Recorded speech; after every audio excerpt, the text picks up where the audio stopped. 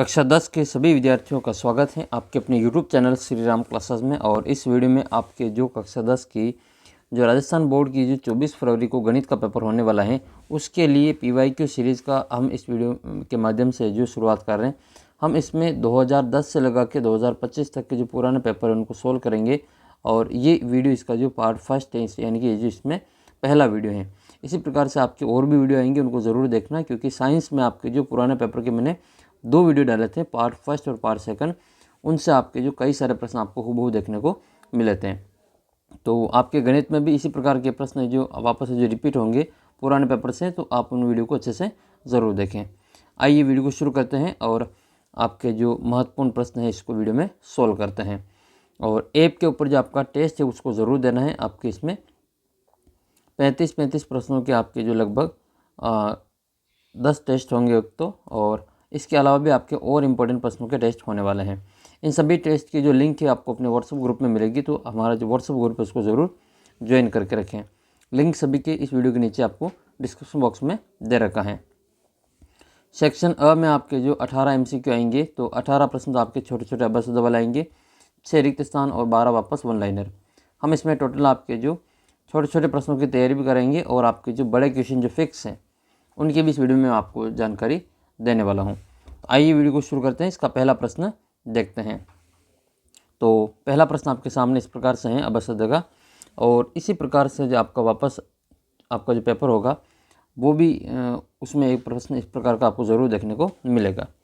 प्रश्न एक है आपके सामने कि 54 और आपके जो 336 है इनका महत्तम समापवर्तन यानी कि आपको HCF ज्ञात करना है। HCF ज्ञात करने के लिए इन दोनों के गुणनखंड करने और आपके जो दोनों में कॉमन है उनको एक बार लिखा जाता है। तो 54 के भी हम यहाँ पे 54 के हम यहाँ पे अभाज्य गुणनखंड करेंगे और फिर 336 के भी कर देंगे। 2 का भाग देंगे 27 बार भाग जाएगा, 27 में 3 का भाग देंगे तो वो 9 बार जाएगा, और 9 में 3 का भाग देंगे वो 3 बार जाएगा, और 3 में 3 का 1 बार जाएगा। ऐसे ही इसमें आपको जो 336 है 336 इसके भी आपको अभाज्य गुणनखंड करने होंगे। लास्ट में 6 तो 2 का भाग देंगे, तो इसमें जो भाग जाएगा वो आपके 1 बार, 13 में 2 का भाग 6 बार जाएगा, और 16 में 2 का भाग 8 बार जाएगा। फिर 2 का भाग देंगे तो 16 में भाग जाएगा आपके 8 बार, और 8 में भाग जाएगा 4 बार। फिर 84 में हम भाग देंगे 2 का, तो ये 4 और 2 42 बार। फिर 42 में 2 का भाग देंगे तो वो 21 बार जाएगा। 21 में 2 का नहीं जाएगा, इसमें 3 का भाग देंगे, वो आपके 7 बार जाएगा, और फिर 7 में 7 का भाग देंगे तो 1 बार जाएगा। अब इसमें आपके जो दोनों में कॉमन है उसको हम इसमें एक बार लिखते हैं, उसको हम HCF कहते हैं। तो दोनों में कॉमन क्या क्या है, एक तो कॉमन इसमें आपके 2 दिख रहे हैं, एक तो 2 हो जाएगा। इसके अलावा जो कॉमन है वो आपका इसमें ये 3 है, और इनके अलावा आपको और कोई भी कॉमन इसमें दिखाई नहीं दे रहा है। तो इसको हम एक एक बार लिखेंगे, एक बार 2 को लिखेंगे और एक बार 3 को लिखेंगे। 2 तिया कितना हो जाएगा 6 हो जाएगा। तो इसका जो HCF है वो कितना आएगा 6 आएगा, और 6 ऑप्शन नंबर आपका जो सा है उसमें दे रखा है। तो ये तो HCF था। LCM निकालना हो तो जो कॉमन है उसको एक बार लिखेंगे, जो बाकी बची हुई संख्या है उसको भी गुणा में लिख लेंगे, इसका जो LCM है वो आ जाएगा। नेक्स्ट क्वेश्चन करते हैं क्वेश्चन नंबर 2। यदि बहुपद के x² - 4x + 5 के शून्यकों का गुणनफल 1 हो तो k का मान ज्ञात करना है। अब ये एक आपका जो बहुपद दे रखा है पॉलिनोमियल, इनके आपके जो प्रोडक्ट ऑफ जीरोस दे रखा है, गुणनफल दे रखा है, आपको इसमें k का मान ज्ञात करना है। तो प्रोडक्ट ऑफ जीरोस क्या होता है, शून्यकों का गुणनफल क्या होता है, अल्फ़ा इंटू बीटा बराबर ये क्या होता है C/A होता है। ये एक फॉर्मूला होता है, इसको अच्छे से याद रखना है। ये तो है आपके शून्यकों का गुणनफल। आपको कमेंट करके बताना है शून्यकों का योगफल क्या होता है। अब इसमें हम मान लिखेंगे अल्फ़ा इंटू बीटा कितना दे रखा है, ये अल्फ़ा इंटू बीटा ही है, ये कितना आपका 1 दे रखा है, तो इसका मान तो आपकी 1 हो जाएगा। और C और A का मान यहाँ से लिखेंगे, ये आपका A का मान है, ये B का, और ये वाला C का। तो A का जो मान है वो आपका K है, B का मान -4 है, और C का मान आपके इसमें 5 है। तो अल्फ़ा इंटू बीटा बराबर तो 1 है, C बराबर हम इसमें 5 लिखेंगे, और बट्टे में A का जो मान है वो K है। क्रॉस गुणा करेंगे तो 1 से 5 को गुणा करेंगे और 1 से k को गुणा करेंगे, तो k का 1 से गुणा तो k हो जाएगा और 5 का 1 से गुणा 5 हो जाएगा। तो हमारा जो k का मान आया वो इसमें 5 आया, तो प्लस के 5 इसका करेक्ट आंसर रहेगा। ऑप्शन ए इसका सही आंसर है। इसी में अगर आपको पूछ ले कि शून्यकों का योगफल दे दें और k का मान पूछे तो कितना होगा, तो शून्यकों का योगफल आपको दे रखा होगा अगर, तो उसमें आपको ऐसा ही आपको जो सूत्र है वो अल्फ़ा प्लस बीटा वाला लगाना है। तो अल्फ़ा प्लस बीटा वाला सूत्र क्या हो जाएगा, माइनस का b बटा a हो जाएगा। ये शून्यकों का योगफल का सूत्र है। तो ये मान तो आपको दे रखा होगा और ये मान हमें ज्ञात करना है। अगर इस फॉर्मूले से इसके मान से आपको इसमें जो शून्यकों का योगफल निकालना हो तो भी हम इसमें निकाल सकते हैं। तो अल्फ़ा प्लस बीटा बराबर माइनस का b बटा a हो जाएगा। माइनस तो फॉर्मूले का है और b का मान पहले से ही और माइनस में है, तो फिर आपका माइनस का 4 और आएगा, और बट्टे में a का मान आप k लिख सकते हैं या फिर k की जगह पे 5 भी लिख सकते हैं, क्योंकि हमने अब k का मान ज्ञात कर लिया है। तो शून्यकों का योगफल हो जाएगा माइनस माइनस प्लस 4 और बट्टे में 5 आएगा। तो इसका जो करेक्ट आंसर है अल्फ़ा प्लस बीटा वो 4/5 आएगा। अगला प्रश्न आपका ये है, क्वेश्चन नंबर 3 है, 2 अंकों की एक संख्या उनके अंकों को पलटने पर बनी संख्या से 9 कम है। यदि दी गई संख्या का 10वां अंक 3 है तो संख्या ज्ञात करनी। 10वां अंक मतलब यहाँ पे दहाई का अंक है, तो दहाई का अंक 3 है तो आपको संख्या ज्ञात करनी है। तो ऐसे सवालों को आपको जो हल करने के लिए ऑप्शन की मदद लेके इसको हम हल कर सकते हैं। मान लेते हैं कि वह संख्या आपकी क्या है, 31 है, तो हम 31 को चेक करेंगे। 31 एक 2 अंकों की संख्या है, उसके अंकों को पलटने पर अब अंकों को पलटेंगे तो 3 1 की जगह पे 1 3 हो जाएगा। पलटने पर बनी संख्या से 9 कम है, तो इनका अंतर देखेंगे। अगर 9 आता है तो फिर आपका संख्या उत्तर 31 हो जाएगा। तो 11 में से 3 जाएगा तो 8 बचेगा, और यहाँ पे 2 में से 1 जाएगा तो 1, ये तो 18 है जो कि डबल है, तो ये तो नहीं है। फिर हम इसमें चेक करेंगे 31 की जगह पे 32 को चेक करेंगे, तो यहाँ पर जो पलटेंगे तो ये 2 इधर आ जाएगा और 3 इधर चला जाएगा, 23 बन जाएगा। तो 32 के अंकों को बदलेंगे तो ये 23 हो जाएगा। घटा के देखेंगे अगर 9 आ रहा है तो फिर हमारी संख्या 32 हो जाएगी। 12 में से 3 जाएंगे तो 9 बचेंगे, और 2 में से 2 जाएगा तो 0। इसका मतलब इन दोनों संख्याओं को पलटने पर इनका जो अंतर है वो कितना आ रहा है, 9 आ रहा है। तो यही इसका जो अपना आंसर रहेगा। तो संख्या क्या ली हमने दूसरी बार में, 32 ली, तो इसका उत्तर क्या हो जाएगा, 32 होगा। अगला प्रश्न ये है कि दी गई आकृति में ABC की भुजा AB 2.4, AC 5, PQR में PR 7.5 और PQ कितना है वो हमें ज्ञात करना है। तो इसमें देखो 2 जो कोण है वो इसमें दे रखे हैं और एक की भुजा इसमें आपको दे रखी है। तो पहले हम इसमें जो एक तीसरा कोण है इनका वो भी ज्ञात कर लेते हैं। ठीक है, तो तीसरा कोण ज्ञात करने के लिए यहाँ पर ये तो 70 और 80 150 हो जाएगा। 180 में से 150 को घटाएंगे तो कितना बचेगा, ये आपके हो जाएगा 30 डिग्री। ये 30 आपको दे रखा है, इधर ये 70 है, दोनों को जोड़ेंगे तो ये हो जाएगा आपका 100। 180 में से घटाएंगे तो तीसरा जो कोण है P वो आपके 80 डिग्री आ जाएगा। तो ये P का जो मान है वो 80 डिग्री है।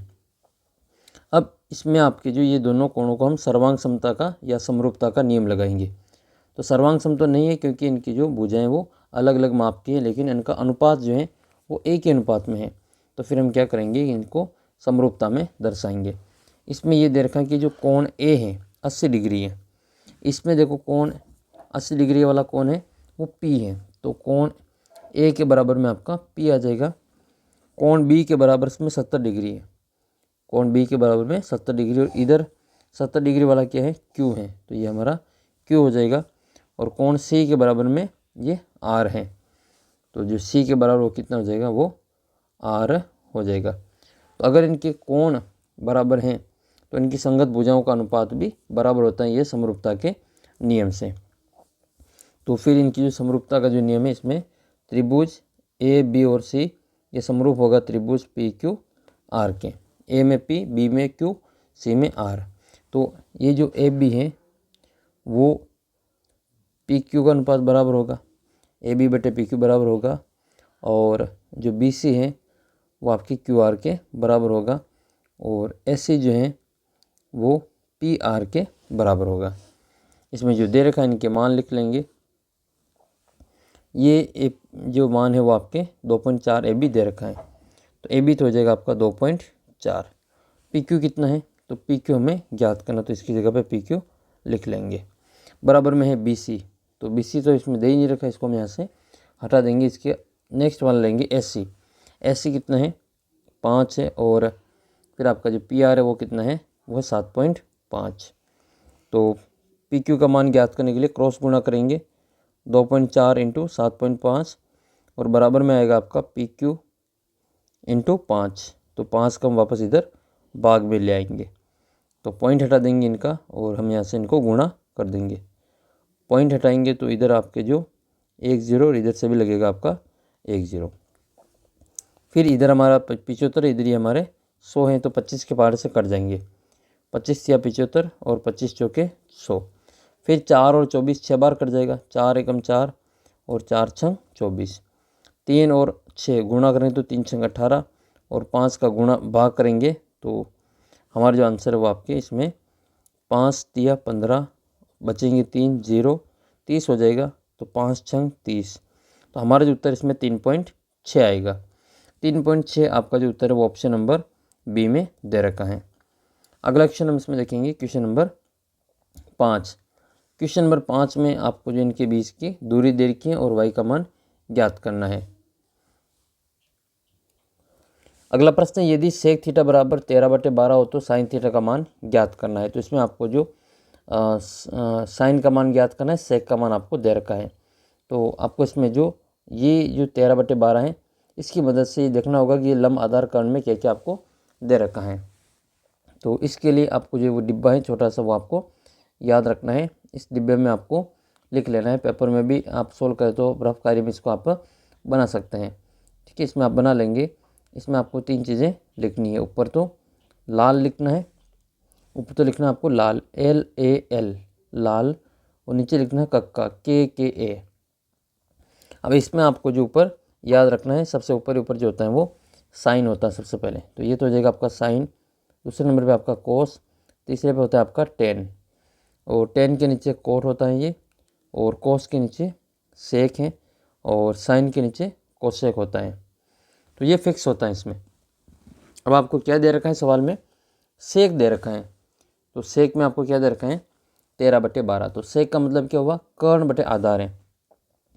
तो सेक थीटा बराबर आपके जो होता है वो कर्ण बटे आधार होता है। तो कर्ण कितना हो जाएगा आपके 13 है, और आधार कितना है 12 है।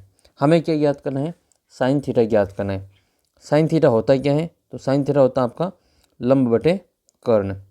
तो हमें इसमें कर्ण तो है लेकिन हमारे पास में लंब नहीं है, तो पहले हम क्या करेंगे, जो पाइथागोरस प्रमेय है इसकी मदद से लंब ज्ञात करेंगे।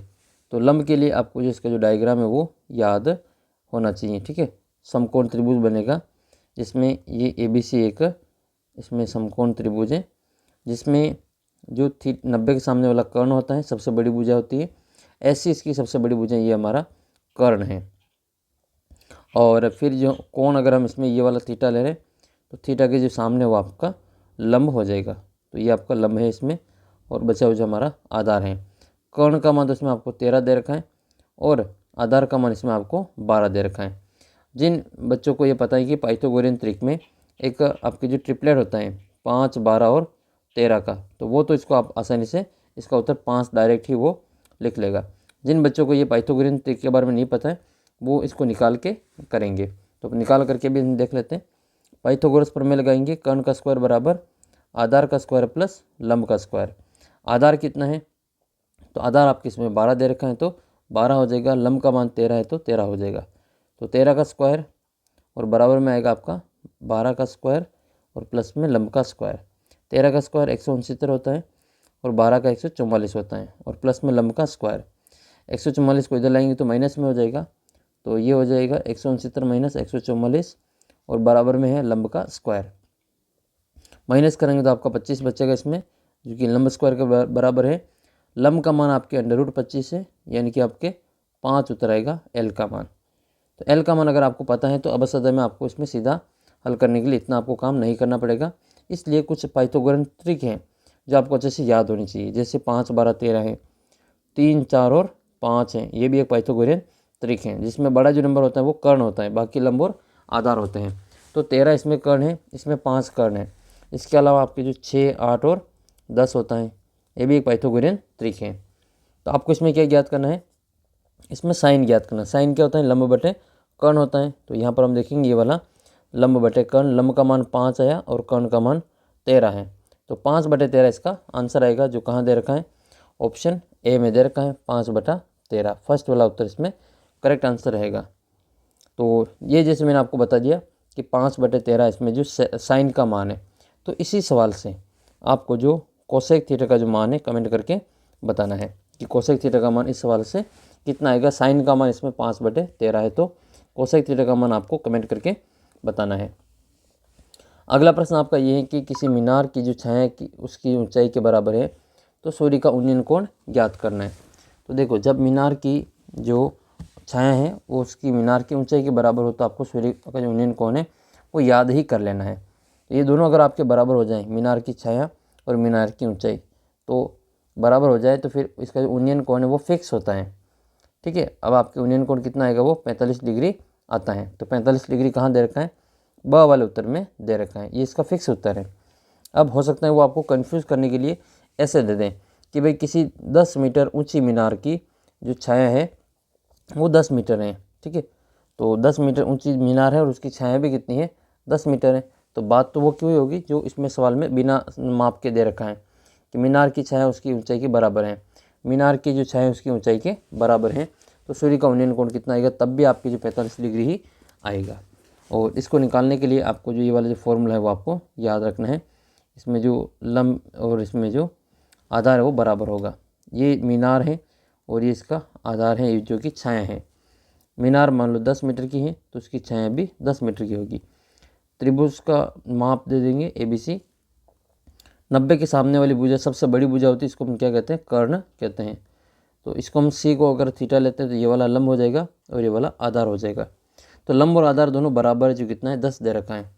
तो इसमें आपको क्या ज्ञात करना है, लंब और आधार दे रखा है तो थीटा का मान देखेंगे। लंब और आधार किस में होता है, तो लंब और आधार जो होता है, अभी हमने देखा लाल कक्का वाला, तो लंब और आधार आपके tan में होता है। किस में होता है, tan में होता है। तो हम इसमें tan थीटा का सूत्र लिखेंगे। tan थीटा बराबर हम क्या लिखेंगे, तो लंब बटे आधार लिखेंगे। ये tan का सूत्र होता है।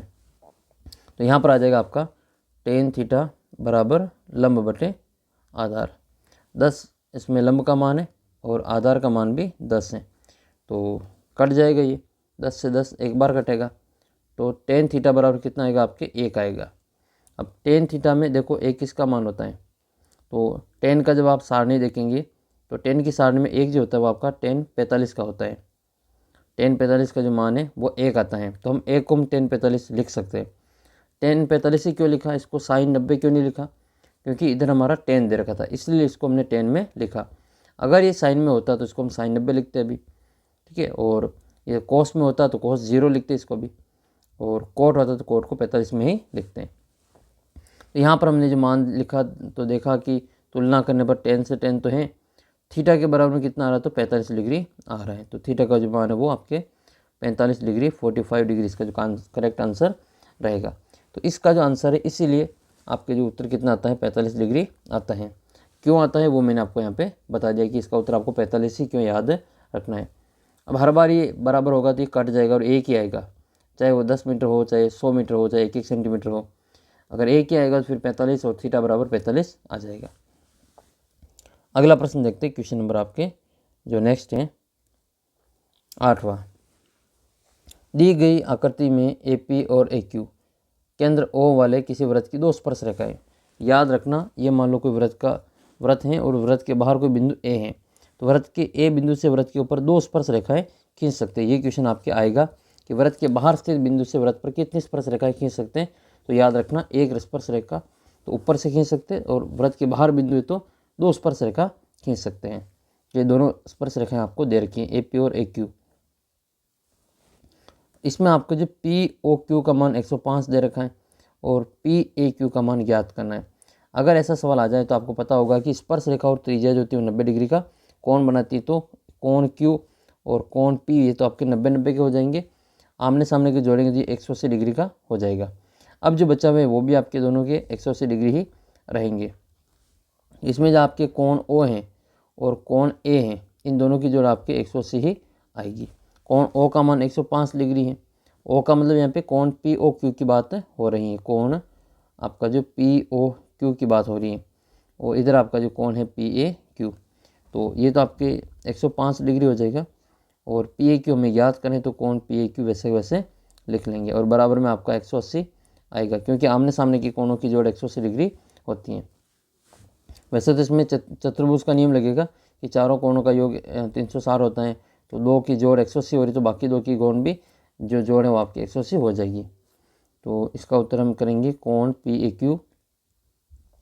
PAQ बराबर आपका 180 माइनस 105। तो 180 में से हम 105 को घटा लेंगे, तो 10 में से 5 जाएगा तो 5 बचेगा। इधर हमारा 7 है तो 7 आ जाएगा, तो 1 में से आ गया तो 0। तो 75 डिग्री इसका जो करेक्ट आंसर रहेगा। हमारा जो इसमें दे रखा है 8वें में 75 ऑप्शन नंबर 10 में दे रखा है। इसी प्रकार से आपको यहाँ का पूछ ले, यहाँ कौन केंद्र पे पूछ ले, यहाँ का दे दें तो भी आपको 180 में से घटा लेना है। यहाँ मान लो आपको जो 70 डिग्री कोण दे रखा है, तो यहाँ कोण कितना हो जाएगा, 180 में से 70 को घटा लेंगे तो 110 डिग्री आपके यहाँ पे आ जाएगा। और आपके अगर मान लो यहाँ बीच में लाइन खींच दें तो फिर कोण कितना आएगा, तो जो 110 डिग्री इसका आधा कर देंगे। अगर आपके इस वाले में पूछे कि कोण आपका POA कितना है, तो इसमें 110 का आधा कर लेंगे तो 55 हो जाएगा। और दे रखे चित्र इसमें देखें तो 105 का आधा कर लेंगे, क्योंकि ये दो बराबर भागों में बांटती है। अगला प्रश्न आपका है कि कोण 45 डिग्री वाले त्रिज्य खंड का क्षेत्रफल कितना होगा। अब थीटा दे रखा है, तो त्रिज्य खंड का क्षेत्रफल क्या होता है, त्रिज्य खंड का क्षेत्रफल का सूत्र होता है एरिया बराबर थीटा बटे 360 इंटू पाई आर स्क्वायर। अब इसमें आपको जो कोण नहीं दे रखा है, कोण दे रखा है, त्रिज्या नहीं दे रखी है, तो त्रिज्या का मान आपको लिखना ही नहीं, इसमें कोण का ही मान लिखना है। कोण कितना दे रखा है, कोण आपको 45 डिग्री दे रखा है, तो थीटा की जगह पे 45 लिखेंगे, और बटे में आएगा आपका 360 डिग्री, और गुणा में आपका पाई आर स्क्वायर वैसा वैसा लिख लेंगे। पाई का आपको मान ही नहीं लिखना है, क्योंकि पाई का रूप में आपको उत्तर लेके आना है। ऑप्शन के अनुसार देखेंगे तो कट जाएगा 45 और 36, 9 के पार से काट लो इनको, तो 9 के पार से कटेगा 9 पंजे 45, और ये कटेगा आपके 9 चौके 36, फिर 5 और 40 कटेगा, 5 × 5 और 5 8 40, ऊपर एक बार नीचे 8 बार, तो ऊपर एक बार नीचे 8 बार, ऑप्शन ए इसका जो करेक्ट आंसर वो रहेगा। तो ये वाला उत्तर आपके जिसमें त्रिज्य खंड का क्षेत्रफल के रूप में आएगा। बाकी 7 का जो पाई आर स्क्वायर वो वैसा वैसे आपको लिख लेना है। अगला प्रश्न आपका ये है कि यदि कोण 60 डिग्री वाले त्रिज्य खंड के संगत चाप की लंबाई 22 सेंटीमीटर हो तो वृत्त की त्रिज्या कितनी होगी। तो चाप की लंबाई का जो सूत्र है वो आपको याद होना चाहिए। तो चाप की लंबाई का सूत्र क्या होता है, लंबाई L का सूत्र होता है आपका थीटा बटे 360, और चाप जो होता है वो आपके परिधि का भाग होता है, तो 2 पाई आर कर देंगे, मान लिखेंगे। ये तो आपका थीटा है और ये आपका चाप की लंबाई है। तो यहाँ पर चाप की लंबाई कितनी है, 22 है, बराबर में थीटा कितना है 60 है, और बटे में कितना है 360 है, और इंटू में आपका 2 पाई आर है, मान लिखेंगे। 0 से 0 कट जाएगा, और 6 के पार से 36 6 बार कट जाएगा। फिर हम इनके जो मान यहाँ से हटाएंगे तो 6 भाग में इधर गुणा में आ जाएगा, तो 22 × 6 बराबर 2 इंटू पाई का मान 22/7 इंटू आर हो जाएगा। तो ये एक 22 से तो एक 22 कट जाएंगे, इस वाले 22 से ये वाले 22 कट जाएंगे, और बचेंगे हमारे 6 2 और बटे में 7। तो 7 इसके भाग में तो गुणा में चले जाएगा 6 के, तो 6 × 7 और 2 इसके आर के गुणा में, तो ये 2 इसके भाग में चला जाएगा, बराबर में बचेगा आपका आर। 2 के पार से 2 एक बार कटेगा, और 6 आपके 3 बार कटेगा। आर का जो मान है वो आपका 3 × 7 आएगा, 3 और 7 कितना उत्तर आएगा 21 सेंटीमीटर इसका जो करेक्ट आंसर रहेगा। 21 सेंटीमीटर कहाँ दे रखा है, आपका जो ऑप्शन सी है वो इसका 21 सेंटीमीटर आंसर रहेगा। नेक्स्ट क्वेश्चन आपका है क्वेश्चन नंबर 11। 7 सेमी त्रिज्या वाले ठोस अर्धगोले का आपको जो संपूर्ण पृष्ठीय क्षेत्रफल ज्ञात करना है। तो इसमें आपको जो अर्धगोला होता है, हेमीस्फीयर होता है, उस हेमीस्फीयर का आपको जो सॉलिड हेमीस्फीयर है उसकी रेडियस 7 है, टोटल सरफेस एरिया निकालना है। तो इसमें R 7 है, तो इसमें अर्धगोले का सूत्र लगाएंगे। तो इसमें ज्ञात है आपको अर्धगोले का जो क्षेत्रफल ही ज्ञात करना है, संपूर्ण पृष्ठीय क्षेत्रफल, तो इसी का हम फॉर्मूला लगाएंगे। तो अर्धगोले का जो संपूर्ण पृष्ठीय क्षेत्रफल होता है, ठीक है, total surface area of hemisphere, ये आपकी जो सूत्र हो जाएगा वो होगा आपका 3πr²। ये अर्धगोले का संपूर्ण पृष्ठीय क्षेत्रफल होता है। और उत्तर हमें जो सेंटीमीटर में दे रखा तो सेंटीमीटर में निकालना है, पाई का मान इसमें रखना पड़ेगा। तो 3 × पाई का मान कितना होता है, 22/7 होता है। और आर का मान है जो 7 है, तो 7 का स्क्वायर है तो 7 × 7 2 बार लिख लेंगे। एक वाले 7 से दूसरे वाले 7 कट जाएंगे, या फिर 7 का स्क्वायर 49 करते तो भी 7 का पार्ट से 49 7 बार ही कटता। जो बचे हुए साहब इन सब का गुणा कर लेंगे, तो बचे तो आपके दो, एक तो 22 से, एक 3 और एक 7 हैं। तो 22 तिहत हो जाएगा आपका 66 × 7 गुणा कर देंगे। 7 का पहाड़ा 6 बार बोलेंगे, 7 छंग 42 हासिल के 4, 7 छंग 42 और 4 46, 462। और ये देखो क्षेत्रफल है तो आएगा आपके सेंटीमीटर स्क्वायर, या हिंदी में लिखो तो वर्ग से में भी लिख सकते हो। देखो देखिए 462 कहाँ दे रखा है, 462 आपके ऑप्शन ब में ही दे रखा है। इस प्रकार से इसका उत्तर आपको 462 करना है। अच्छा, आपके लिए क्वेश्चन ये है कि एक जो गोले की त्रिज्या है वो आपके 7 सेंटीमीटर है, ठीक है, एक गोले की त्रिज्या 7 सेंटीमीटर है। तो इसका आपको जो संपूर्ण पृष्ठीय क्षेत्रफल निकालना है, तो इसमें आपको जो 4πr² वाला सूत्र लगा के मान निकालना। देखिए कितना उत्तर आता है कमेंट करके बताना। और ये आपका संपूर्ण गोले का मतलब एक पूरे गोले का आपको जो क्षेत्रफल निकालना है, इसके लिए सूत्र आपको यहाँ पे दे रखा है। नेक्स्ट है प्रथम 10 प्राकृत संख्याओं का माध्य ज्ञात करना है। The mean of first 10 natural numbers, 10 प्रथम प्राकृत संख्याओं का माध्य ज्ञात करना है। माध्य ज्ञात करने के लिए 10 जो प्राकृत संख्या है वो कौन कौन सी है वो पता होनी चाहिए। तो प्राकृत संख्या जो नेचुरल नंबर होता है वो आपकी गिनती है। तो 1 2 3 4 5 6 7 8 9 और 10, इन 10 की आपको क्या करनी है, जोड़ करनी है, और फिर आपकी जो 10 का भाग दे देना है। तो इन सब की क्या करेंगे, हम यहाँ पे जोड़ करेंगे, कि इन सब की यहाँ पे जोड़ करेंगे और फिर हम यहाँ से इसको जो भाग लगा देंगे। तो 1 + 2 + 3 + 4 + 5 + 6 + 7 + 8 + 9 + 10 अपॉन में 10 आएगा। इन सब की जोड़ करेंगे तो 1 से 10 तक की गिनती की जोड़ जो 55 होती है, कितनी होती है, 55 होती है। आपको भी याद होनी चाहिए 1 से 10 तक की गिनती की जोड़ 55 होती है, और 55 में 10 का भाग देना है। सूत्र होता है आंकड़ों का योग बटा आंकड़ों की संख्या, या राशियों का योग बटा राशियों की संख्या, या फिर सभी प्रक्षणों का योग बटा कुल प्रक्षणों की संख्या। तो तीनों ही फॉर्मूले एक ही है। 55/10 करेंगे तो 10 का भाग देना आसान है, ऊपर से एक अंक छोड़ के पॉइंट लगा देते हैं। 1 0 तो एक अंक छोड़ेंगे और फिर इसका यहाँ पे पॉइंट लगा देंगे। 5.5 इसका जो करेक्ट आंसर है वो रहेगा। आपको कमेंट करके बताना कि प्रथम 10 जो विषम संख्या है, विषम, ठीक है, तो विषम संख्याओं का जो माध्य वो कमेंट करके बताना कितना आएगा। 2 सिक्कों को एक साथ उछाला जाता है, कम से कम एक चित आने की जो प्रायिकता है वो आपको बतानी है। तो 2 सिक्के एक साथ उछालो या फिर एक सिक्का 2 बार उछालो, दोनों एक ही बात है। तो इससे क्या क्या संभावनाएं बन सकती हैं 2 सिक्के एक साथ उछालने पे। तो हो सकता है कि पहली बार हेड आए और दूसरी बार भी हेड आ जाए, पहली बार हेड दूसरी बार टेल, पहली बार टेल दूसरी बार हेड, या दोनों ही बार आपका जो टेल भी आ सकता है। तो ये इसकी संभावित स्थितियाँ बनती हैं। इसमें आपके जो पूछा जा रहा है कि कम से कम एक चित्त, मतलब एक एच तो होना ही चाहिए, एक से ज़्यादा भी हो सकते हैं, वो कम से कम की कह रहा है, तो एक से ज़्यादा भी हो सकते हैं। तो देखो इसमें एच वाले कितने हैं, एक एच है, 2 एच है और इसमें तीसरा, तो ये दोनों है तो ये भी चलेगा इसमें, क्योंकि ये कम से कम कह रहा है, इसमें मतलब एक से ज़्यादा भी चलेगा।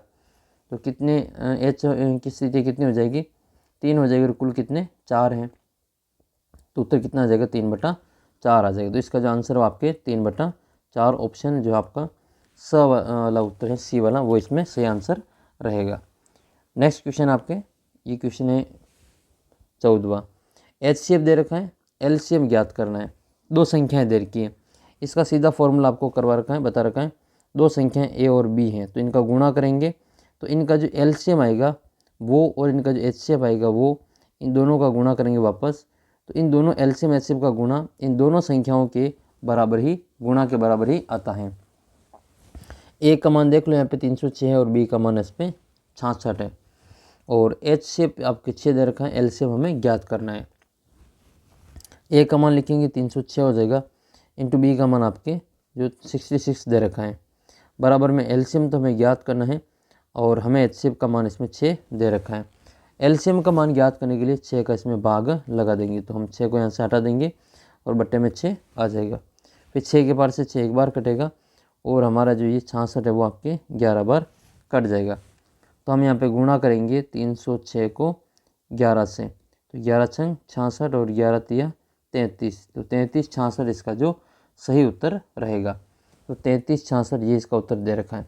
अब तो इसमें आपको कितनी ध्यान रखना पड़ेगा, देखो ये आप मिलते जुलते आपको यहाँ पे भी दे रखा है, देखो बी में ये 66 33 जो कि 33 66 की जैसा ही मिलता जुलता दे रखा है, इसलिए आपको यहाँ पे थोड़ा सा उत्तर लिखते समय सवाल हल कर लिया पूरा, लेकिन इसको उत्तर चेक करते समय ध्यान रखना है कहीं यहाँ पे जो गणित में इस प्रकार के जो कन्फ्यूज़न का शिकार नहीं हो जाए। जो उत्तर निकाला वो आप टिक करके नहीं है, दूसरा टिक करके आ जाए खुशी खुशी कि हाँ मेरा उत्तर आ गया और आपने जो ये वाला उत्तर टिक कर दिया और आपका जो 1 नंबर कट गया, ऐसा नहीं करना है। नेक्स्ट क्वेश्चन आपका ये कि इससे द्विघात बहुपद का आपको शून्यक निकालना है। शून्यक निकालने के लिए गुणनखंड आना चाहिए, x² - 7x और आपके प्लस के 10 हैं। x का इसमें 2 मान ज्ञात करना है क्योंकि ये द्विघात बहुपद है, तो जिसकी जितनी घात होती है उसके उतने शून्यक प्राप्त होते हैं। 2 घात वाले के 2 शून्यक होते हैं और 1 घात वाले का 1 ही शून्यक प्राप्त होता है। कमेंट करके बताओ कि जो रेखिक बहुपद होता है उसकी घात कितनी होती है। इसको हम लिखेंगे यहाँ पे x², टुकड़े करेंगे जिनको गुणा करें तो 10 आ जाए और जोड़ा घटाए तो 7 आ जाए, तो 5 दूनी 10 और 5 और 2 7 हो रहे हैं, तो माइनस के तो आपके 2x माइनस के 5x माइनस के 7 हो जाएंगी और यहाँ पे प्लस के 10। इसमें से कॉमन लेंगे हम x तो बचेगा x - 2, माइनस की 5 कॉमन लेंगे तो बचेगा हमारा x - 2। तो इसमें x - 2 एक बार लिखेंगे और दूसरा हमारा x - 5 होगा, बराबर में 0 करके इसमें x का मान ज्ञात करेंगे।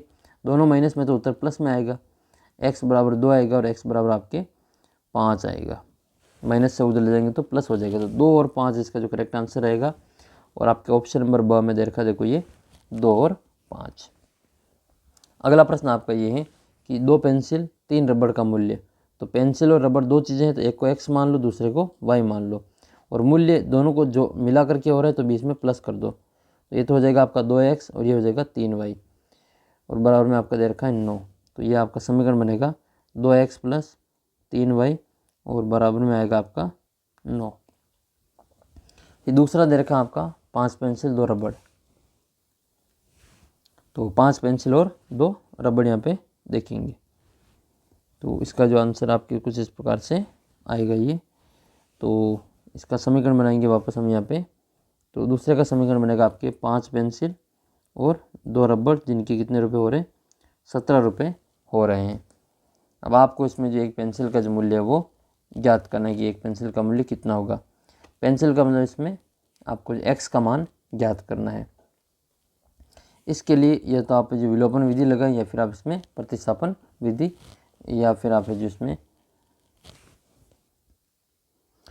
इसमें हम विलोपन विधि लगाते हैं, इसमें जो y का गुणांक है इसको सेम कर देते हैं, ये कट जाएगा तो x का मान सीधा ही आ जाएगा। तो इसमें 2 और 3 को क्रॉस गुणा करना पड़ेगा, इसको तो इसको भी और इसको भी, इस एक में 2y एक में 3y, तो 2 और 3 के पार्ट में आते हैं 6, तो इसको भी 6y बनाना है इसको भी 6y बनाना है, तो इसको तो गुणा कर देंगे हम इसमें 2 को गुणा कर देंगे इसको और इसको गुणा कर देंगे हम इसमें 3 से, तो हमारी जो नई समीकरण वापस लिखनी है और इसको विलोपन से हल करना है।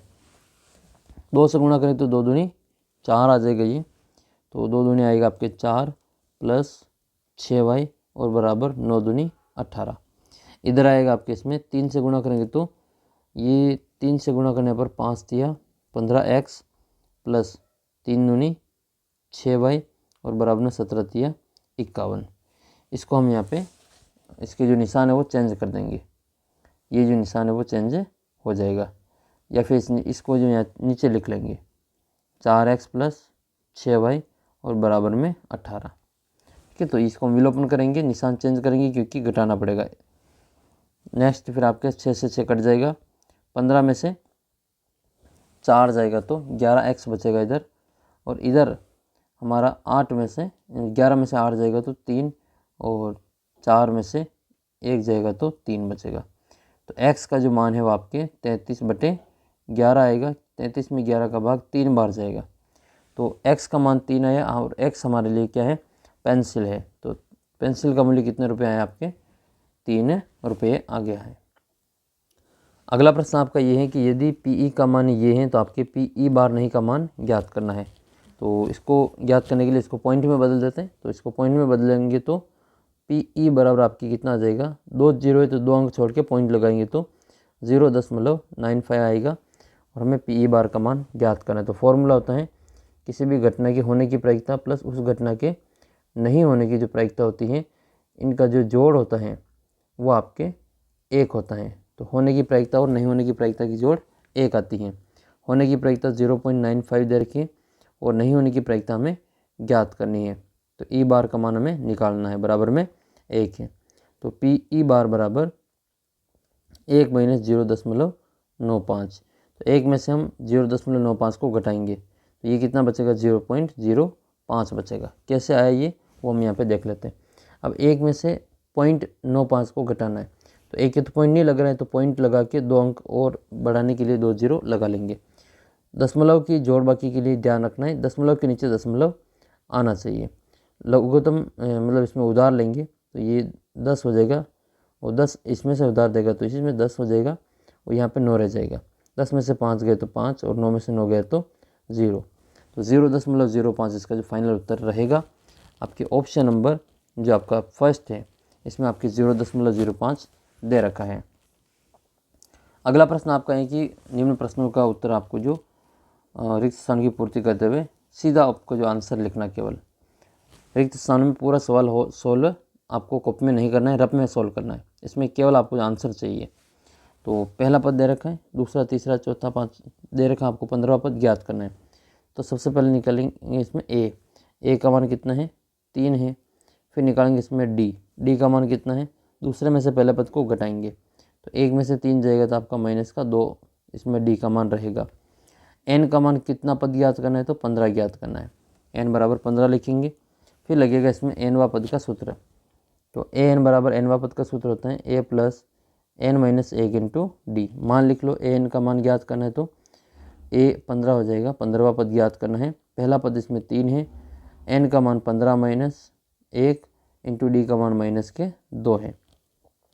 ये हो जाएगा आपका 3, 15 में से 1 गया तो 14 इंटू माइनस के 2, तो प्लस के 3 और 14 दूनी 28, प्लस माइनस माइनस हो जाएगा। ठीक है, तो हम फिर इसमें 3 में से 28 को घटा लेंगे तो कितना बचेगा, ये आपके माइनस के 25 बचेगा। इसका जो उत्तर आपके माइनस का 25 आएगा। तो केवल आपको रिक्त स्थान में इसका जो उत्तर ही लिखना है, पूरा सवाल सोल्व करने की ज़रूरत कॉपी में नहीं है, रफ में सोल्व करना है।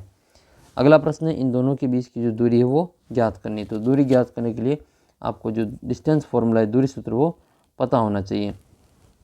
तो दूरी सूत्र मैं आपको यहाँ पे लिख के बताता हूँ। दूरी सूत्र होता है PQ बराबर अंडर रूट आपका जो x2 माइनस x1 का होल स्क्वायर प्लस दूसरा आपका y2 माइनस y1 का होल स्क्वायर। इसमें x और y के मान लिख लेंगे। तो पहला जो मान है वो x1 y1 का हो जाएगा, और दूसरा जो मान है वो आपका x2 y2 का हो जाएगा। तो x2 का मान कितना है, 1 है, और x1 का मान 7 है। चाहे आप x1 माइनस x2 भी लिख सकते हैं, क्योंकि स्क्वायर लग रहा है तो कोई फ़र्क नहीं पड़ेगा। और किसी बच्चे को x1 माइनस x2 याद है तो वो ऐसा भी लिख सकता है। ये आएगा 1 माइनस 7 स्क्वायर प्लस y2 का मान 5 माइनस माइनस का फॉर्मूला और स्क्वायर, ये 3 है। यहाँ पे आपके माइनस के 3 का स्क्वायर है। मान निकालेंगे इसमें तो 1 में से 7 जाएगा तो माइनस का 6 बचेगा। स्क्वायर करेंगे प्लस, ये देखो माइनस माइनस प्लस हो रहा है यहाँ पे, तो यहाँ पर हो जाएगा आपके 5 और माइनस माइनस प्लस 3 का स्क्वायर, या फिर यहाँ पे जो 9 कर देते हैं, एक ही बात इसमें। तो स्क्वायर जो आपका ये पूरे पे आ रहा है, तो ये हो जाएगा आपका 5 और 3 इसका होल स्क्वायर। 6 का स्क्वायर कितना हो जाएगा, 36 हो जाएगा, और 5 और 3 8 का जो स्क्वायर है वो आपके कितना हो जाएगा 64 हो जाएगा। दोनों की जोड़ जो आपके 100 हो जाएगी। अंडर रूट करेंगे 100 तो इसका उत्तर आपके 10 आएगा। तो 100 का वर्गमूल 10 आता है, तो इसका उत्तर कितना करेंगे, इसका उत्तर आपके 10 इकाई करेंगे, 10 यूनिट या 10 इकाई भी लिख सकते हैं। 1 + 10 स्क्वायर 30 का जो मान है वो ज्ञात करना है। तो आइए इसको भी हम यहाँ पे सोल्व करते हैं। 10 30 का जो आपका स्क्वायर करना है तो उसमें एक जोड़ना है, तो ये तो आपका 1 हो जाएगा प्लस 10 30 का मान कितना है 1/√3, 1/√3 और इसका स्क्वायर ये हो जाएगा 1 + 1/3। 1 में 1/3 को जोड़ना है तो लघुत्तम लेंगे 3 आएगा। 1 का भाग 3 में 3 बार प्लस ऊपर 1, 3 और 1 4/3 आएगा। तो इसका फाइनल उत्तर कितना आएगा आपके 4/3 आएगा। 4 में 3 का भाग देंगे तो इसका उत्तर आपके आ जाएगा। ऊर्ध्वाधर छड़ की लंबाई उसकी छाया की लंबाई का अनुपात ये है, तो सूर्य का उन्नयन कोण ज्ञात करना है। ये वही सवाल जो भी ऊपर आया था उसमें अनुपात बराबर था, इसमें अनुपात अलग अलग है। तो एक अनुपात √3 है। ये कोई ऊर्ध्वाधर छड़ है जिसकी छाया है, ये 1 है तो ये आपका √3 है और ये आपका इसमें थीटा हो जाएगा। थीटा के सामने ये लंब है और ये आपका आधार है और ये वाला कर्ण है। तो tan थीटा बराबर क्या होता है लंब बटे आधार। तो थीटा का मान ज्ञात करने के लिए आपको लंब और आधार का मान लिखना पड़ेगा। लंब का मान 1 है, आधार का मान √3 है। tan में 1/3 किसका मान होता है 1/√3, तो ये होता है आपका tan 30 का। तो थीटा का जो मान है वो कितना आएगा आपके 30 डिग्री आएगा। इसका उत्तर कितना लिखेंगे, इसका जो उत्तर आपके 30 डिग्री लिखना है। अगला प्रश्न है कि शंकु की ऊंचाई त्रिज्या 5 है तो शंकु की तिर्यक ऊंचाई वो ज्ञात करनी है। तो इसमें आपके दे रखा है वो हम यहाँ पे लिख लेते हैं। दूसरा है फिर आपके ये शंकु की तिर्यक ऊंचाई वाला, कितनी देर की 12 देर की है। शंकु की जो तिर्यक ऊंचाई है h है वो 12 है, r का मान इसमें ये और l का मान ज्ञात करना है। तो l स्क्वायर बराबर होता है आपका r square plus h square, यानी कि l बराबर क्या हो जाएगा आपका √ आपके जो r का स्क्वायर प्लस h का स्क्वायर। r का मान कितना लिखूँ 5 लिख लेते हैं, 5 का स्क्वायर प्लस h का मान 12 है तो 12 का स्क्वायर। तो 5 का स्क्वायर 25 हो जाएगा, 12 का 144 हो जाएगा, दोनों की जोड़ 169 हो जाएगी। 169 किसका वर्ग होता है 13 का वर्ग होता है। तो तिर्यक जो लंबाई है l का मान या तिर्यक ऊंचाई हो ये कितना आपके 13 इकाई है। इकाई लिख लेना क्योंकि कौन कौन यूनिट होती हैं, दूरी ऊंचाई इनको इकाई में मापते हैं किसी न किसी। तो 13 इसका उत्तर रहेगा। ये सेम क्वेश्चन अभी पीछे आया था 5 12 13 वाला। फिर आपके जो एक वर्ग दे रखा है इसका वर्ग चिन्ह ज्ञात करना है। वर्ग चिन्ह का मतलब क्लास मार्क निकालना है, इन दोनों का जो मध्यमान है वो ज्ञात करना है। तो ये आपके 55 और 70।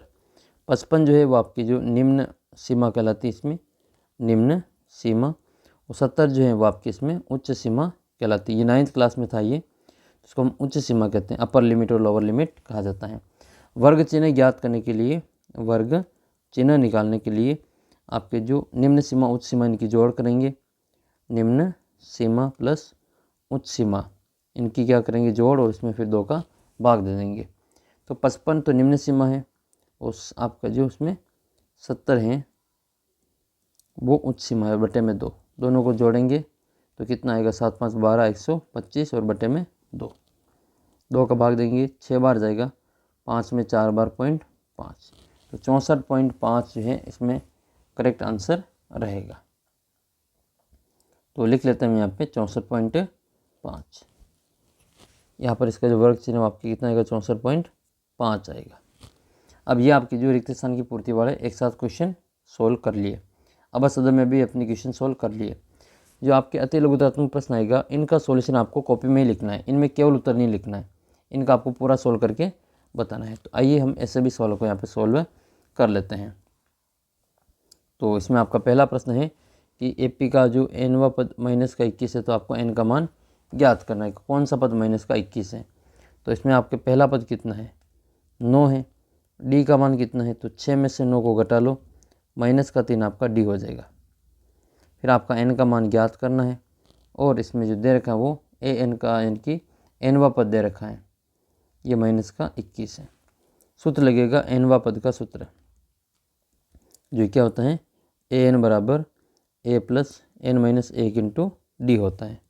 मान लिखो an का मान माइनस का 21 और बराबर में a का मान है 9 प्लस n का मान हमें ज्ञात करना है और माइनस 1 इंटू डी का मान माइनस के 3 है। ठीक है, उल्टी गिनती चले तो माइनस में आएगा। क्रॉस गुणा कर लेते हैं, अंदर गुणा कर लेते हैं। तो ये प्लस के 9 इधर आएंगे तो माइनस के 9 हो जाएंगे।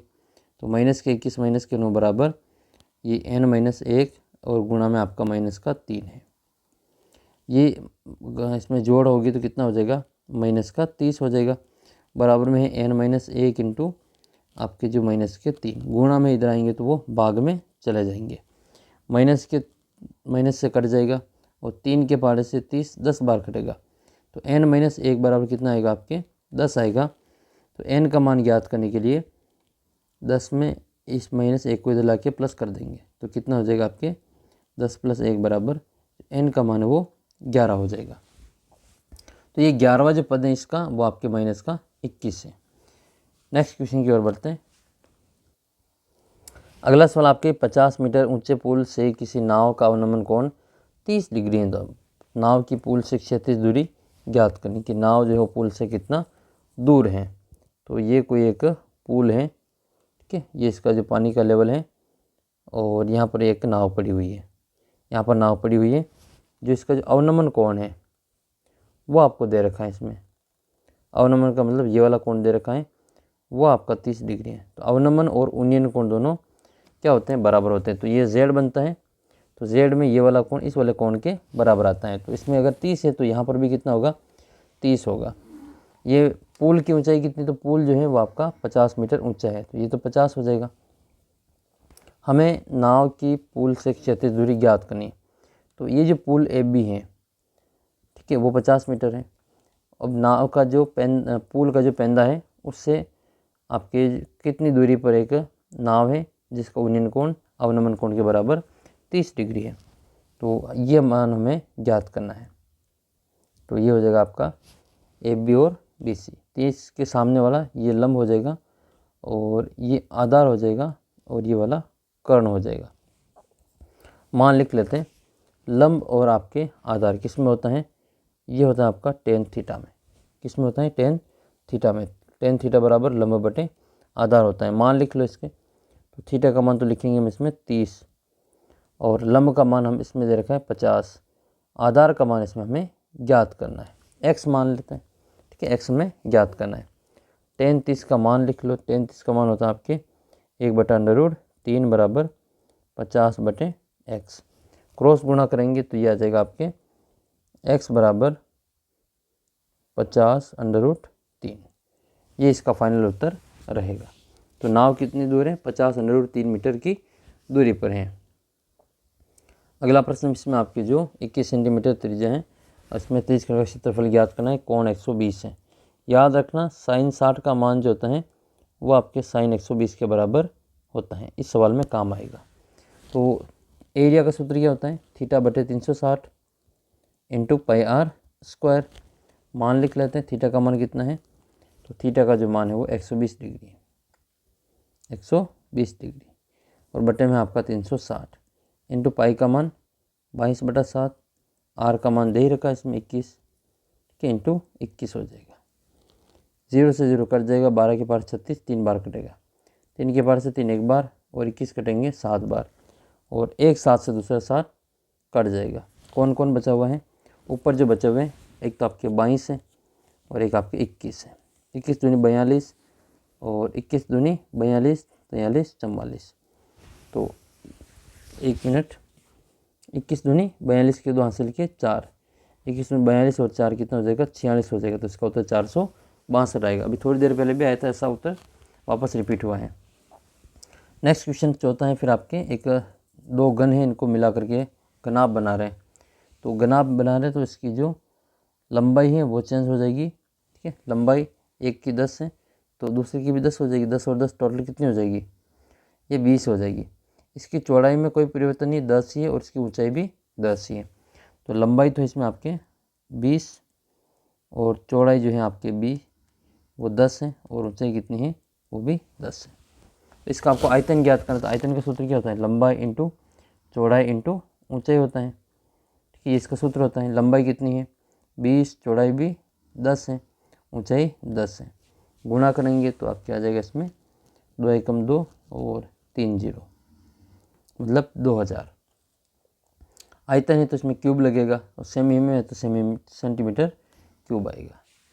ऐसे आपको जिसका आंसर वो ज्ञात करना है। नेक्स्ट आपका जो है इस बंटन का आपको माध्यक ज्ञात करना है। तो माध्यक ज्ञात करने के लिए आपको क्या करना पड़ेगा, इसकी संचय बारंबारता सारणी बनानी है, CF निकालना पड़ेगा। तो इसका हम CF निकालते हैं। CF निकालने के लिए सबसे पहले यहाँ पे x है, यहाँ पे f है और यहाँ पे लिखेंगे हम CF। x कहाँ से कहाँ तक है, तो x 1 है, 3 है, 5 है और 7 है। मान लिख लेंगे इनका, 1 का मान 4 है, 3 का 7 है, 5 का 4 है, 7 का 5 है। क्रॉस लिखेंगे इनको, 4 के 4 ही, 4 और 7 11, 11 और 4 15, 15 और 5 20। ये जो 20 है वो आपकी इस सिग्मा एफ की जोड़ है जो कितनी आएगी 20 आएगी, और इसको हम क्या लिखते हैं n लिखते हैं। फिर करते हैं हम यहाँ पे n/2 यानी कि 20/2 जो कितना हो जाएगा 10 हो जाएगा। फिर 10 से ठीक बड़ी CF देखेंगे, 10 से ठीक बड़ी तो संचय बारंबारता वो कितनी है 11 है। अतः अगर ये 11 है तो फिर इसका जो माध्यक है वो कितना हो जाएगा 11 के सामने वाला x का मान, तो इसमें जो m है वो कितना आएगा आपके 3 आएगा। तो माध्यक इसका उत्तर कितना आएगा 3 आ जाएगा।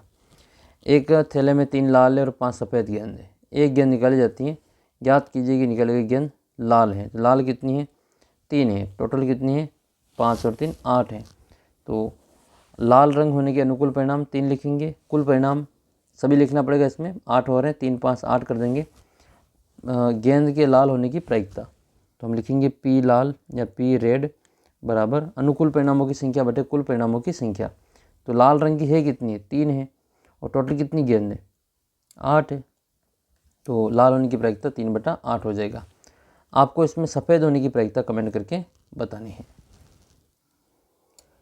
नेक्स्ट क्वेश्चन फिर आपका है कि एक शंकु का वक्रपस्थीय क्षेत्रफल जिसको हम क्या लिखते हैं πr/l लिखते हैं, वो कितना है 66 है। इसकी तिर्यक जो ऊंचाई है वो आपके l बराबर 7 सेमी है। तो इसके आधार की त्रिज्या r बराबर हमें ज्ञात करना है। तो पाई का मान लिखो 22/7 इंटू r हमें ज्ञात करना है और l का मान कितना है 7 है। तो भैया इस 7 से वो 7 तो कट गए, बचे हमारे बराबर में 66 66। r का मान ज्ञात करने के लिए 66 में इस 22 का भाग देंगे, तो r का जो मान है वो आपके कितना आएगा 3 इकाई। ठीक है, तो सेंटीमीटर तो हम सेंटीमीटर लिख लेंगे, मीटर होगा तो मीटर लिख लेंगे। नवा प्रश्न है कि इस बंटन का आपको बहुलक वर्ग ज्ञात करना है। तो बहुलक वर्ग ज्ञात करने के लिए आपको जो इसमें सबसे बड़ी बारंबारता वाला माप देखना है। सबसे बड़ी बारंबारता वाला जो वर्ग है वो आपके 8 है, 8 मतलब 3 से 5। सबसे ज़्यादा बारंबारता ये 8 है, 7 8 2 2 1। तो इसके ऊपर वाला जो वर्ग है वो आपका बहुलक वर्ग हो जाएगा। तो इसमें लिखना पड़ेगा सर्वाधिक बारंबारता वाला वर्ग 3 से 5 है, अतः बहुलक वर्ग बराबर 3 से 5 होगा ऐसे। फिर नेक्स्ट है एक पासे को एक बार फेंका जाता है, 5 से बड़ा अंक आने की प्रायिकता। भाई पासे को एक बार ही फेंक रहे तो 5 से बड़ा अंक क्या है 6 है। अनुकूल परिणाम कितना है 6 का, तो एक ही बार आता है 6 तो, और बटे में कुल परिणाम 6, तो उत्तर आएगा आपके 1/6। 5 क्रमागत विषम संख्याओं का माध्य अगर इसमें 7 है तो सबसे छोटी विषम जो संख्या है इसका आपको जो मान है वो ज्ञात करना है। तो हम यहाँ पे देख लेते हैं 5 क्रमागत विषम संख्याओं का जो माध्य वो कितना दे रखा है 7 दे रखा है, और आपको जिसमें सबसे छोटी विषम संख्या वो ज्ञात करनी है। तो हम क्या करेंगे, इसमें 5 विषम क्रमागत संख्या को मान लेंगे, जैसे x है, x+2 है, क्योंकि 2 2 का अंतर होता है विषम संख्याओं में, इसलिए 2 2 जोड़ेंगे।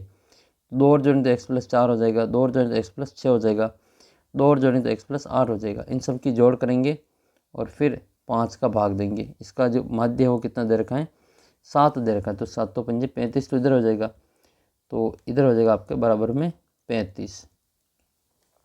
इधर x कितनी बार, तो इधर x आपके 5 बार है, प्लस 2 और 4 6 और 6 12 और 8 20, 5x बराबर आपका जो 35 है इसमें से 20 को घटा लेंगे, बचेगा हमारा 15। x का जो मान है वो 15 में 5 का भाग देने पे आ जाएगा। तो 5 का पहाड़ा 3 बार बोल के देखो, x का जो मान है वो आपका आ जाएगा। x बराबर कितना आएगा? 3 आएगा। तो ये 3 सबसे छोटी संख्या है। तो सबसे छोटी संख्या आपकी यही है और ये सबसे बड़ी संख्या है x+8। तो सबसे छोटी तो आपका 3 हो जाएगा, x बराबर तो 3 सबसे छोटी और सबसे बड़ी x बराबर +8 बराबर इनकी 3 + 8 जो कितनी हो जाएगी? 11 हो जाएगी। तो हमारी जो संख्या वो 3 और 11 के बीच में, इसमें 3 और 11 को भी शामिल किया गया है। अगला प्रश्न आपका ये है कि इस बंटन का आपको बहुलक ज्ञात करना है। तो बहुलक ज्ञात करना बहुत ही आसान है। जो ज़्यादा बार आपको दिखाई दे वो बहुलक है। तो कौन ज़्यादा बार इसमें दिखाई दे रहा है? तो इसमें मुझे 4 जो है वो ज़्यादा दिखाई दे रहा है। तो 4 आपके 1 हैं, 2 हैं और आपके 3 हैं। तो 4 3 बार है तो बहुलक भी कितना हो जाएगा? 4 हो जाएगा। तो इसका बहुलक बराबर कितना करेंगे? बहुलक बराबर हम इसका जो आंसर है वो 4 कर देंगे, क्योंकि 4 सबसे ज़्यादा बार आया है। तो ये आपका जो इसका पेपर का जो खंड, इसमें पार्ट फर्स्ट हमने सॉल्व किया है। और अभी इस सवाल के लिए आपके जो बाकी का जो पेपर इसमें होना बाकी है। तो जैसे हम और भी क्वेश्चन देख लेते हैं कुछ, फिर हम आगे के प्रश्न को सोल्व करते हैं। द्विघात बहुपद ज्ञात कीजिए, इसके शून्यकों का योग और गुणनफल दे रखा है। मतलब अल्फ़ा प्लस आपको दे रखा है, अल्फ़ा प्लस बीटा कितना दे रखा है? 3 दे रखा है। अल्फ़ा इंटू बीटा बराबर आपके 2 दे रखा है। शॉर्टकट फॉर्मूला इसका क्या है? x² minus alpha plus beta into x और प्लस में अल्फ़ा इंटू बीटा है। x² minus alpha plus beta कितना है? 3 into x plus alpha into beta 2 है। हल करेंगे इसको तो हमारा जो आंसर है वो ये आ जाएगा। बहुपद बराबर आपका x² माइनस 3x प्लस 2, ये इसका आंसर है। फिर आपके अगला जो सवाल है वो आपके ये है कि वह अनुपात ज्ञात कीजिए इसके इन बिंदुओं को मिलाने वाले रेखाखंड को y एक्स में विभाजित करता है। ये बड़े जो क्वेश्चन है वो मैं आपको अलग से वीडियो में करवा दूंगा। ये 10 3/4 है तो 2 sin cos का मान ज्ञात करना है। ये क्वेश्चन जो आपकी है वो 4 नंबर का आएगा। ठीक है, अब की बार आपकी जो 9वीं प्रश्नावली वो 4 नंबर का क्वेश्चन बड़ा इस चैप्टर से आएगा। तो इसका भी हम आगे एक वीडियो में मैं आपको जो 4 नंबर वाले जो क्वेश्चन है उनको हम सोल्व करवा देंगे। 7 सेमी त्रिज्या वाले वृत्त की जो चाप केंद्र पर 45 डिग्री का है तो चाप की लंबाई ज्ञात करनी है। तो इसके लिए आपको लंबाई का सूत्र लिखना है, θ/360 इंटू 2πr है। थीटा का जो मान है वो आपके 45 है, बटे में 360 है, इंटू में 2 इंटू पाई का मान 22/7 इंटू आर का मान कितना है? 7 है। काट देंगे इसको हम, ये 7 के बार से 7 कट जाएगा और 45 और 360 यानी कि 36, ये 5 के पार से या 9 के पार से काट देंगे तो 9 पंजे 45 और 9 चौके 36। ठीक है, 9 चौके 36 यानी कि 40 बार कटेगा। ये कटेगा आपका 1 बार और 8 बार, 5 एकम 5 और 5 8 40। फिर कट जाएंगे 2 एकम 2 और 2 चौके 8, बचेगा हमारा 22/4 यानी कि 11/2। तो चाप की लंबाई कितनी आई आपके? 11/2 सेंटीमीटर। इसको पॉइंट में बदल सकते, 10.5 आ जाएगा। फिर एक ठोस बेलन के दोनों सिरों पर एक अर्धगोला लगाकर एक नई वस्तु बनाई जाती है इस आकृति की जैसे। बेलन की ऊंचाई 14 सेंटीमीटर है, तो आधार की त्रिज्या 7 है। तो नई जो वस्तु है इसका संपूर्ण पृष्ठीय क्षेत्रफल ज्ञात करना है। इसमें क्या है, एक तो आपको जो बेलन का वक्रपृष्ठीय लगाना है और 2 अर्धगोले हैं, इन दोनों अर्धगोला का जो आपको वक्रपृष्ठीय लगाना है, या फिर आपको पूरे गोले का एक बार है जो संपूर्ण पृष्ठीय लगा लेना है। फिर आपके खंड 6 में आ जाएंगे, जिसमें आपके जो इंपॉर्टेंट प्रश्न है वो मैं आपको अलग से वीडियो में कवर करा दूंगा। ये सारे प्रश्न जो हैं वो आपको अलग से वीडियो में कवर करवा देंगे। ये 7वीं प्रश्नावली का है। एक्स अक्ष प्रभाव बिंदु ज्ञात करना जो इन दोनों बिंदुओं से समदूरस्थ हैं। यह आपको जो 7.2 का है ये निर्देश ज्ञात करना है। सिद्ध कीजिए कि बाह्य बिंदु से खींची गई वृत्त पर स्पर्श रेखाओं की लंबाइयाँ बराबर होती हैं। वेरी मोस्ट इंपॉर्टेंट है। तो ये बड़े जो क्वेश्चन है वो मैं आपको अलग से आपको वीडियो में करवा दूंगा। जैसे माध्य वाला हम आपका जो पूरा चैप्टर है वो एक ही वीडियो में कवर कर लेंगे, जिसमें माध्य और बहुलक करवा देंगे और टोटल आपका जो 13 नंबर है वो कंप्लीट हो जाएगा। इसी प्रकार से सेक्शन डी में आएंगे। तो अब सेक्शन डी में आपके जो 4 नंबर का क्वेश्चन दूसरी प्रश्नावली से मतलब चौथी प्रश्नावली से नहीं आएगा। अब आपके जो इसमें इसमें जो 4 नंबर का क्वेश्चन है 8 इसमें 9वीं प्रश्नावली से आएगा। ठीक है, तो ये थोड़ा सा परिवर्तन हुआ है। दो क्रमागत विषम जो पूर्णांक ज्ञात करना है जिनका पूर्णांक का जो गुणनफल 143 है। सिद्ध करने वाला ये जो सवाल है वो अब आपके जो ये भी आ सकता है, लेकिन आपके जो 4 नंबर का जो क्वेश्चन आएगा वो 90 प्रश्नावली से पूछा जाएगा। और बाकी का जो 20वां प्रश्न है वो तो आपके इसी चैप्टर से आएगा, जिसमें आपको जो माध्यक और आपको जो बहुलक है वो निकालना है। तो अभी मैं आपको जो बहुलक निकालना बताता हूँ कि इसका जो बहुलक है वो कैसे निकाला जाता है। तो बहुलक निकालने के लिए आपको कुछ नहीं करना है, सबसे बड़ी संख्या देखनी, इसमें सबसे बड़ी संख्या कौन सी है तो वो बहुलक वर्ग हो जाएगा। सबसे जो बारंबारता ज़्यादा है वो आपका कितनी है, 14 है। तो सर्वाधिक बारंबारता वाला वर्ग, सर्वाधिक बारंबारता वाला जो वर्ग है वो कितना है आपके 20 से 30 है। तो बहुलक वर्ग क्या हो जाएगा आपका, बहुलक वर्ग बराबर आपके हो जाएगा 20 से 30। ये 20 से 30 आपका जो बहुलक वर्ग हो जाएगा। इसमें ये हम इसमें बहुलक वर्ग ले लेंगे, इसमें एल का एफ का सारा मान लिखना है। ये हो जाएगा आपका एल, फिर आपका आएगा F1, फिर आएगा आपका एफ या F0, F1 लिख लेते हैं, F1 F0, और फिर ये F2 और एक है इसमें आपकी H। L जो है वो आपका बहुलक वर्ग की निम्न सीमा होती है 20 हो जाएगा, और H इन दोनों का अंतर हो जाएगा। तो अंतर 30 में से 20 गए तो 10 आएगा। बचे हुए जो 3 मान है F1 F2 और F0, जो सबसे बड़ी संख्या है बारंबारता की वो 14 है। ये तो आपका F1 हो जाएगा, ये फर्स्ट है, सबसे ज़्यादा नंबर लाया 14। फिर फर्स्ट से पहले आपका F0 हो जाएगा, फर्स्ट के बाद में F2 हो जाएगा। F0 कितना है 12 है, और F2 कितना है 10 है। सब मान आ गए। अब हम बहुलक का सूत्र लगा लेंगे। बहुलक का सूत्र होता है Z बराबर L plus F1 minus F0 बटे में आएगा आपका 2F1 minus F0 minus F2, और इंटू में आएगा आपका H। मान लिख लेते हैं। L का मान इसमें आपका 20 है, प्लस F1 कितना है 14 है, माइनस F0 12 बटे में 2 इंटू 14 माइनस 12, और माइनस में आपका जो F0 12 लिख लिया, F2 तो वह आपका F2 10 है, तो यहाँ लिख लेंगे हम इसमें 10 इंटू H का मान भी 10 है।